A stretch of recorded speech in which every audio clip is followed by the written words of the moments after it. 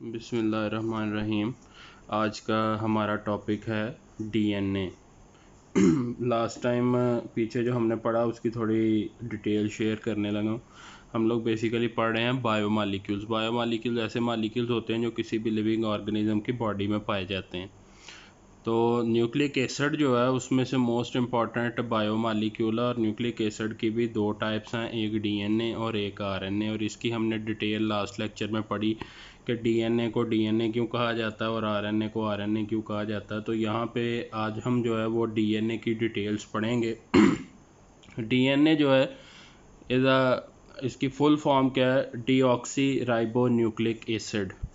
Deoxy ribo nucleic acid जो है वो बेसिकली किससे मिलके बना होता है? डीऑक्सी राइबो न्यूक्लियोटाइड से। यानी बहुत सारे डीऑक्सी राइबो न्यूक्लियोटाइड्स एक दूसरे के साथ जो है वो फॉस्फोडाइएस्टर बॉन्ड बनाते हैं, और फॉस्फोडाइएस्टर बॉन्ड की वजह से बहुत सारे डीऑक्सी राइबो न्यूक्लियोटाइड्स जब एक लंबा सा धागा बना देते हैं तो जो वो मॉलिक्यूल होता है वो क्या कहलाता है? डीएनए कहलाता है। डीएनए जो होता है वो किसी भी सेल का ब्रेन होता है। यानी किसी भी सेल की तमाम एक्टिविटीज़ जो है वो डीएनए कंट्रोल कर रहा होता है। तो डीएनए जो है अगर आप देखें तो वो किस तरह से कंट्रोल करता है किसी भी सेल की तमाम एक्टिविटीज़। डीएनए छोटे छोटे फ्रेगमेंट्स पर मुश्तमिल होता है जिन्हें हम जीन्स कहते हैं।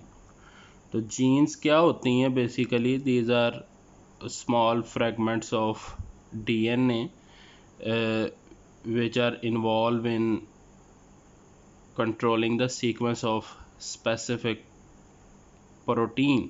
प्रोटीन जो है वो बनाता है डीएनए की जो जीन्स होती हैं। तो डीएनए में जीन्स होती हैं, जीन्स जो हैं वो मैसेंजर आरएनए बनाती हैं। मैसेंजर आरएनए की जो सीक्वेंस होती है उसे जीन कंट्रोल कर रही होती है, और मैसेंजर आरएनए की जो सीक्वेंस है न्यूक्लियोटाइड्स की वो प्रोटीन में मौजूद अमाइनो एसिड्स की सीक्वेंस को कंट्रोल कर रही होती है। तो प्रोटीन में मौजूद जो अमाइनो एसिड की स्पेसिफिक सीक्वेंस होती है वो उसके स्पेसिफिक स्ट्रक्चर के लिए बहुत इंपॉर्टेंट होती है, और जो स्पेसिफिक स्ट्रक्चर होता है प्रोटीन का वो उसके स्पेसिफिक फंक्शन के लिए बहुत इंपॉर्टेंट होता है। तो इस तरह डीएनए जो है वो इन्वॉल्व होता है किसी भी सेल के फंक्शंस को कंट्रोल करने में, ठीक है, थ्रू प्रोटीन्स।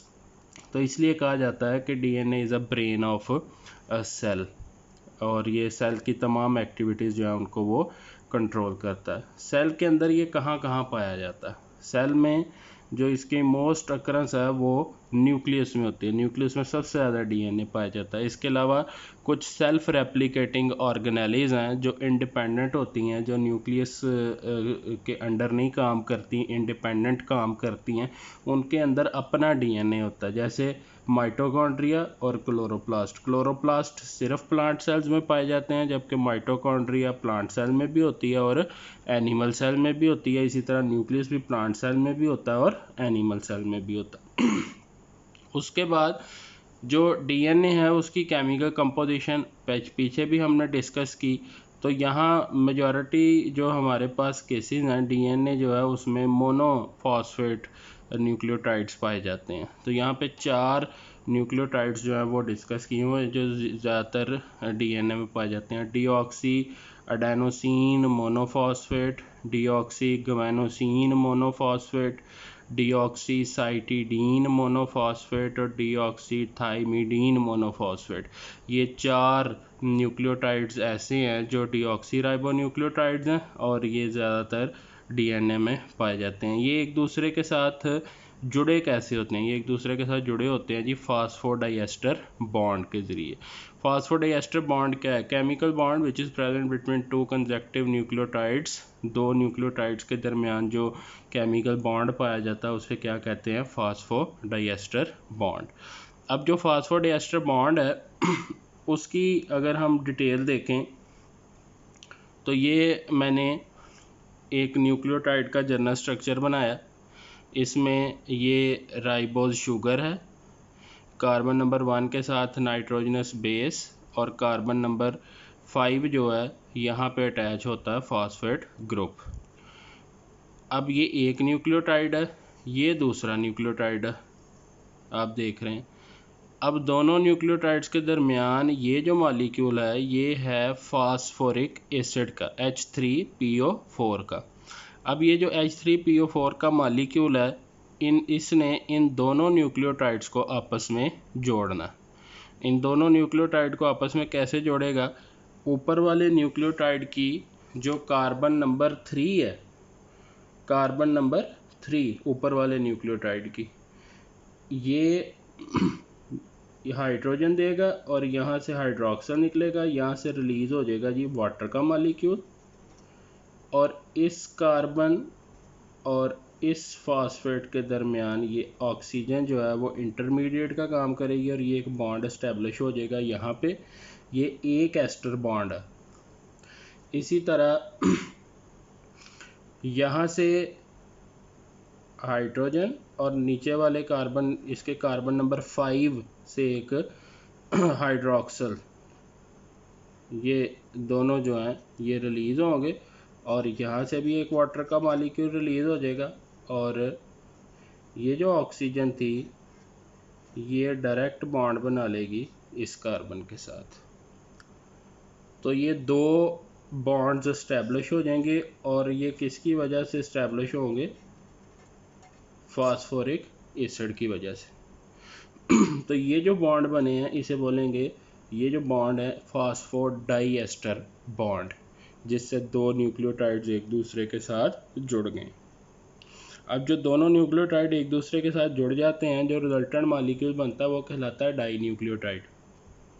हालांकि इसमें दो न्यूक्लियोटाइड है, यहाँ पे डाई न्यूक्लियोटाइड, जैसे वो अमाइनो एसिड में जब दो अमाइनो एसिड अटैच होते थे तो वो कहलाता था मॉलिक्यूल डाई पेप्टाइड, यहाँ पे मॉलिक्यूल कहलाता है डाई न्यूक्लियोटाइड।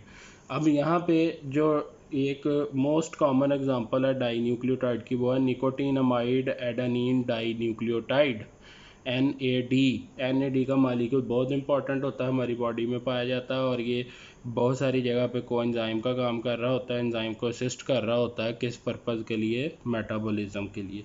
तो इस तरह बहुत सारे न्यूक्लियोटाइड्स एक दूसरे के साथ अटैच होते जाते हैं और जो एक लंबा मॉलिक्यूल बनता है वो क्या होता है जी? वो पॉलीमर होता है डीऑक्सीराइबो न्यूक्लियोटाइड्स का। इस तरह न्यूक्लियोटाइड्स एक दूसरे के साथ मिलते हैं।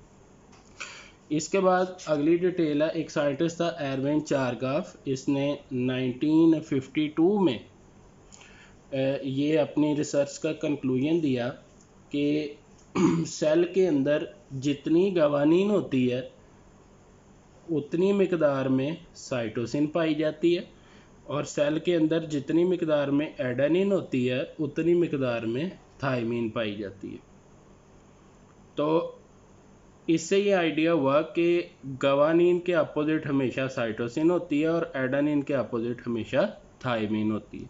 आपकी बुक में इसी के नीचे एक टेबल दिया है जिसमें परसेंटेज दी हुई है, डिफरेंट जो नाइट्रोजनस बेसिस हैं उनकी कंसंट्रेशन की परसेंटेज डिस्कस की है। वो टेबल आपने मेमोराइज़ करना है, उसमें से MCQs आते हैं। अगली डिटेल जो है वो अगले लेक्चर में डिस्कस करेंगे।